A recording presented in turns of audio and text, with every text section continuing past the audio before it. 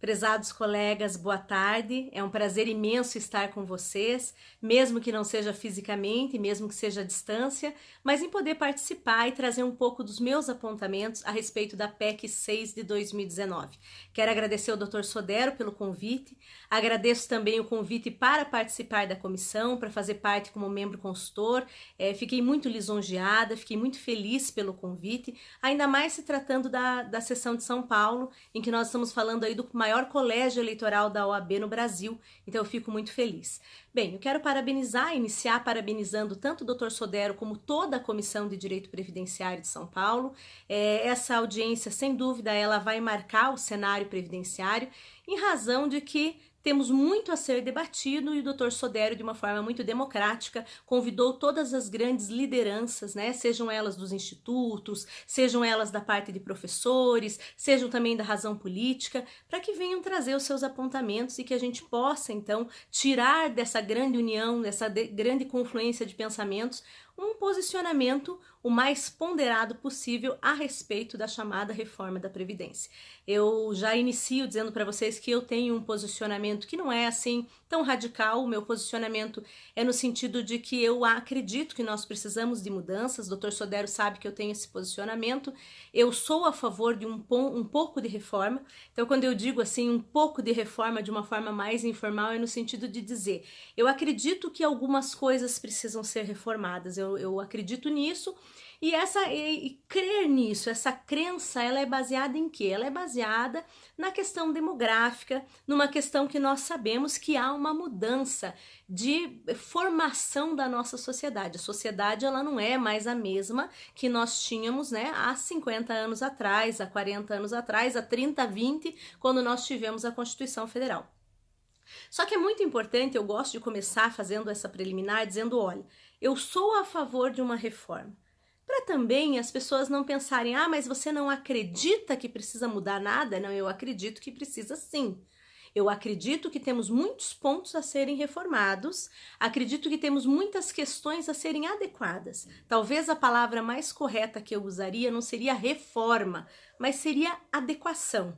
Adequar é muito mais leve, é muito mais suave do que reformar, porque nós já temos um parâmetro, nós já temos um sistema que funciona muito bem, um sistema muito bem descrito, um sistema muito bem estruturado, e eu acredito que pequenas adequações eram sim necessárias, até para que a gente pudesse ter esse sistema de uma forma mais universal possível, entre regime próprio, regime dos militares e também o regime geral. Contudo, eu sou totalmente contra esse posicionamento de chamar o serviço público, de se referir ao RPPS como simples privilégios. Então eu gosto sempre de falar, eu muitas vezes toquei nos pontos de que algumas mudanças eram necessárias no RPPS e também no RGPS. Mas gosto de sair com essa bandeira, deixando claro que não concordo com essa propaganda equivocada que é feita pelo governo, que vem sendo feita, né, nessas duas últimas PECs que nós enfrentamos, que é essa questão dos privilégios, como se na verdade os servidores públicos estivessem eles levando à bancarrota do sistema previdenciário. Isso é um equívoco e isso eu acho que nós não podemos, nós como os especialistas, nós não podemos deixar que essa informação passe como verdadeira, porque nós estaríamos colocando a culpa numa classe que não tem essa culpa. Nós temos diversos N motivos para que existam algumas vantagens na carreira pública. Até porque nós temos que conseguir atrair qualificação da mão de obra também para a administração pública. Mas como eu não teria tempo de discorrer sobre tudo isso aqui, eu venho trazer para vocês que também tenho algumas preocupações, e como iniciei esse debate, essa conversa, dizendo para vocês que sou a favor da reforma, eu não poderia dizer o seguinte, olha, sou a favor de uma reforma. Contudo, e aí vem a parte mais importante do que eu tenho para deixar o meu recado para vocês nessa tarde de debates, contudo, a forma com que ela vem sendo realizada, ela causa, sim, estranheza e causa preocupação. E mais que isso, o conteúdo do que vem sendo proposto causa muito mais preocupação ainda. Por quê? Porque se fosse um conteúdo justo, um conteúdo que realmente tentasse trazer um maior equilíbrio, uma rigidez do sistema, não só pensando em dinheiro, porque quando a gente fala de equilíbrio, não necessariamente sempre nós estamos falando só do financeiro. Quando nós falamos em equilíbrio, nós trazemos também aquela ideia de igualdade, de isonomia, de trazer vantagens iguais e também de trazer proteção ao risco social igual. Essa deveria ser a maior preocupação da reforma. Seria a isonomia da proteção ao risco social. Só que não é o que a gente vê. A gente vê uma panaceia, um desespero, como se o caixa tivesse quebrado há longo tempo, como se o governo tivesse que retirar o dinheiro de outras pastas para colocar o dinheiro na Previdência, quando a gente sabe que isso não é verdade. E então, quando a gente começa a lidar com mentiras, a gente tem um discurso muito complicado. Porque mesmo que eu seja a favor de uma reforma, e como eu disse para vocês, não seria uma reforma, seria uma adequação, eu teria que afastar completamente o que diz essa PEC.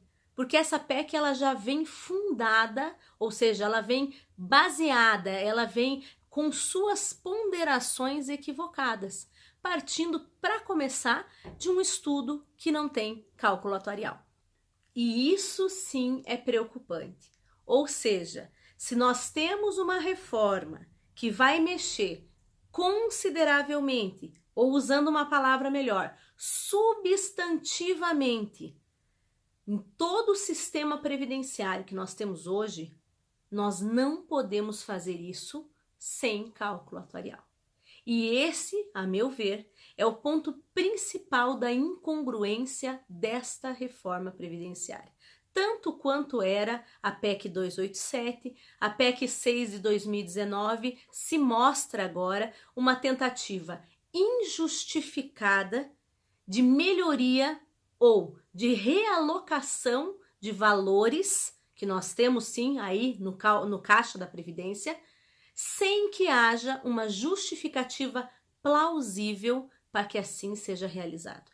Ainda que eu tivesse, isso eu estou falando hipoteticamente, que afastar direitos sociais, ainda que eu tivesse que diminuir o alcance da proteção, que não é o caso, não estamos defendendo isso aqui, mas ainda que fosse, haveria que ter uma justificativa plausível e comprovada através de um cálculo atuarial, que não é o que nós temos hoje.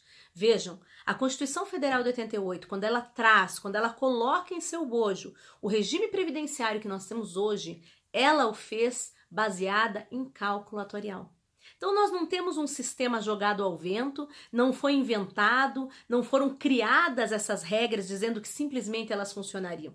Assim foram feitas por quê? Porque elas foram calculadas, elas foram trabalhadas por especialistas. Então, o que nós não podemos aceitar, e aqui é uma ponderação, eu vou ser até repetitiva, acredito que cada um de vocês que está aí pensa, sabe disso, mas eu vou repetir. O que nós não podemos aceitar é que, por motivos que não são os mais nobres, por questões que não são sociais, por motivos que não são a rigidez do caixa da Previdência, venha a se colocar o direito social abaixo. Venha-se a afastar a proteção previdenciária. Proteção essa que nós sabemos, ela está dentro das cláusulas fundamentais, garantias fundamentais dentro da Constituição Federal. É também um direito humano, porque está previsto nos tratados internacionais. Então nós estamos falando de direito humano fundamental. E eu não posso simplesmente afastá-los como se eles não fossem nada.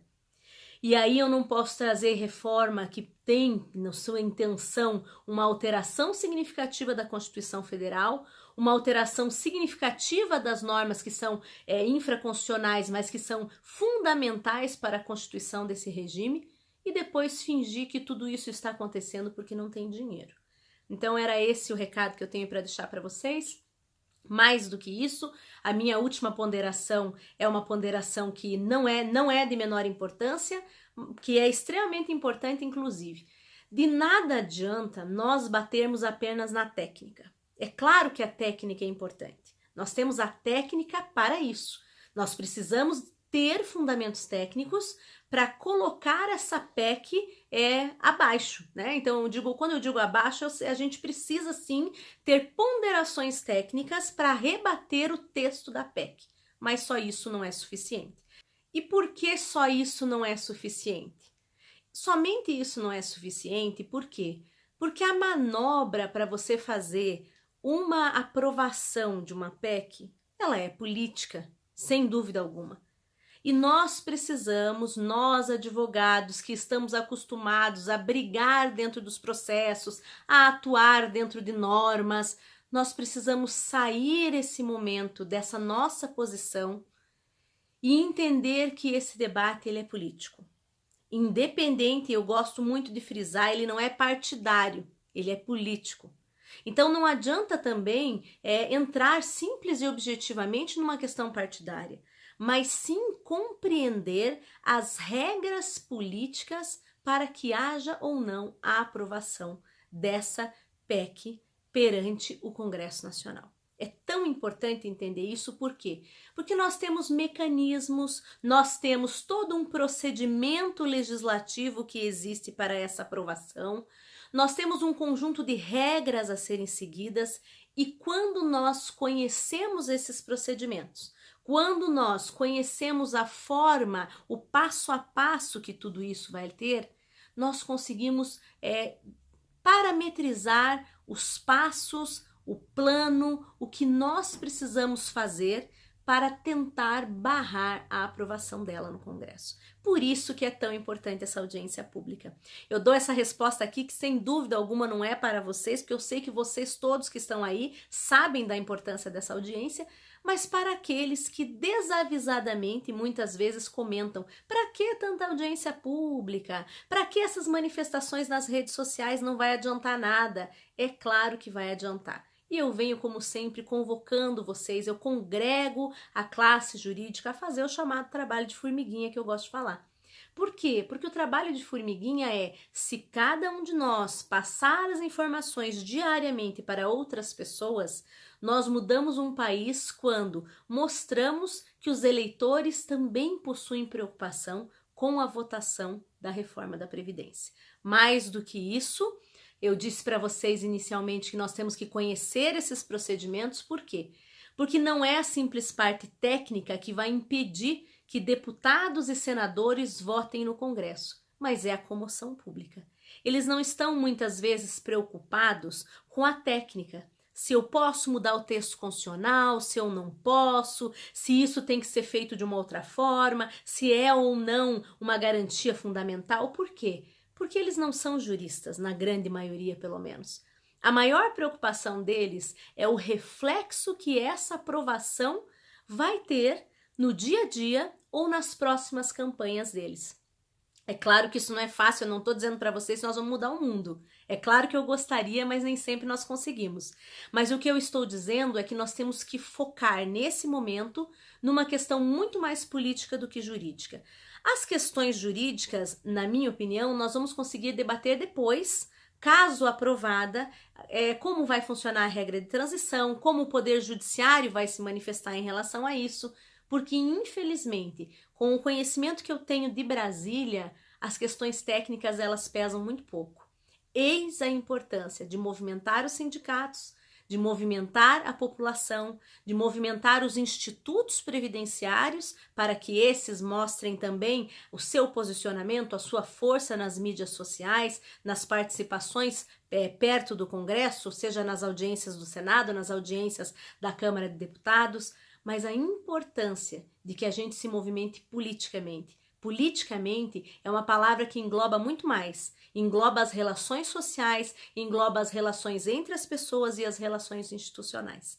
Então eu deixo meu grande abraço para vocês, desejo que essa seja uma tarde frutífera, de ótimos debates. Tenho certeza que quando forem fazer os apontamentos de cada benefício, de cada situação, muita coisa interessante vai ser dita. Eu gostaria muito de poder estar com vocês, mas com certeza depois vou colher com os colegas alguns frutos para que eu possa estudar e aprender um pouco mais também. Um grande abraço a todos, um bom evento para vocês e carinhosamente o meu beijo.